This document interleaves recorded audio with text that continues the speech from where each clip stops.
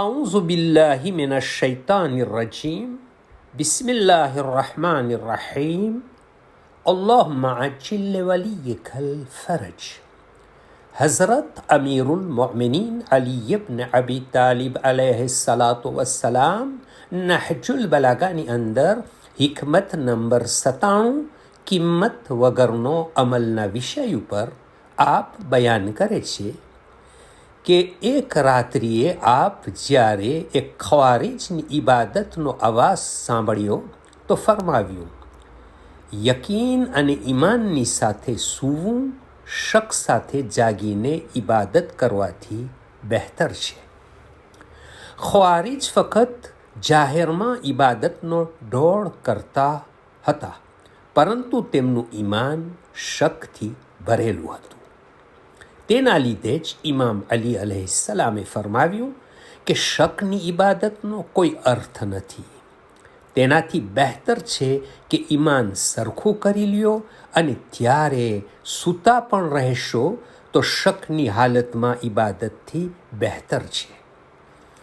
જો ઈમાન અને યકીન કમજોર હશે તો ભલેને નબી નૂહના વરસ જેટલી ઇબાદત કરે, કોઈ ફાયદો નથી અને તેની કોઈ કિંમત નથી.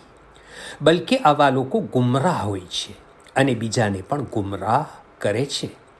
આ લોકો એવા બિચારા છે કે રાત જાગીને ઇબાદત કરે છે, પરંતુ થાક સિવાય બીજું કંઈ તેઓને મળતું નથી.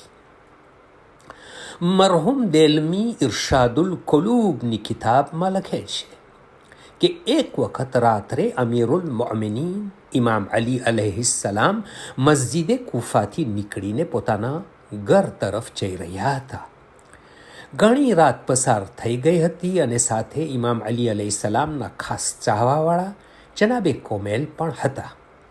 રસ્તામાં એક ઘરમાંથી તિલાવતે કુરઆને મજીદની આવાજ આવી રહી હતી અને તે પડનાર સૂરે ઝુમરની આયત નંબર 9 પડી રહ્યો હતો.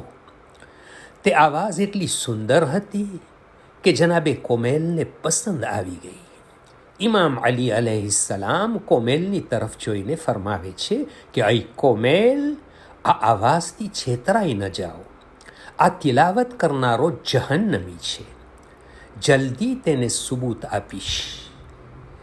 ઇમામ અલી અલૈહિસ્સલામના કહેવાથી જનાબે કોમેલ અજબ થઈ ગયા કે મારા દિલની વાત કેવી રીતે મૌલાને ખબર પડી ગઈ અને તેનો જવાબ પણ આપ્યો.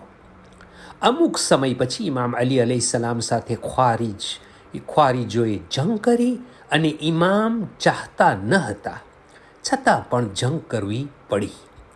જ્યારે જંગ પૂરી થઈ ત્યારે ઇમામ અલી અલૈહિસ્સલામ તેમની લાશોને જોઈ ને તે જ કોમેલને ફરમાવે છે અને સૂરે ઝુમરની આયત નંબર 9ની તિલાવત ફરમાવીને ઇશારો કરે છે કે આ લાશને તમે ઓળખો છો? આ તે છે જેની તિલાવત સાંભળવાથી તમારા કદમ રોકાઈ ગયા હતા. જનાબે કોમેલ સમજી ગયા, પોતાના વિચાર બદલ ઇસ્તિગફાર કર્યા. ઇમામ અલી અલૈહિસ્સલામની જાહેરી હુકુમત દરમિયાન 3 જંગો થઈ. તેમાંથી એક જંગે નહેરવાન ખ્વારીજ સાથે થઈ હતી.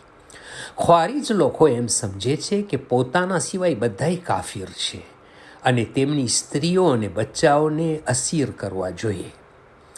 આજના જમાનામાં આવા વિચારો વહાબીઓના છે, જે બિલકુલ ખોટા અને ફસાદ ફેલાવનાર છે. જે લોકો જાહિલ અને દીન ન જાણતા હોય તેમને બહેકાવીને પોતાની જાહેરી ઇબાદતો વતાવીને ગુમરાહ કરે છે, જેઓ બિલકુલ કુરઆન અને હદીસના વિરુદ્ધ છે. ખ્વારીજને ઇમામ અલૈહિસ્સલામ ઘણા સમજાવવા છતાં આ લોકો ન સમજ્યા અને ખ્વારીજો પોતાના અકીદા મુજબ ઘણા મુસલમાનોને કતલ કર્યા. ફસાદ અને કતલથી પોતાને ન રોક્યા. ત્યારે ઇમામે તેઓ સાથે તેમની ફિતનાને રોકવા માટે જંગ લડી. જ્યારે નહેરવાનમાં તેમના લોકો જહન્નમ વાસિલ થયા તો કોઈએ કહ્યું કે બધા કતલ થઈ ગયા. ત્યારે ઇમામ અલી અલૈહિસ્સલામે ફરમાવ્યું, જે ખુતબા નંબર 60માં બયાન થયું છે કે ના, બધા નથી માર્યા ગયા. અલ્લાહની કસમ, તેમના મર્દોની પુશ્તો અને તેમની સ્ત્રીઓમાં નુતફા રહી ગયા છે, જેમના દરેક જમાનામાં શિંગડા બહાર નીકળશે. જેમને કાપવામાં આવશે તેઓમાંના છેલ્લા ચોર અને ડાકુઓ હશે.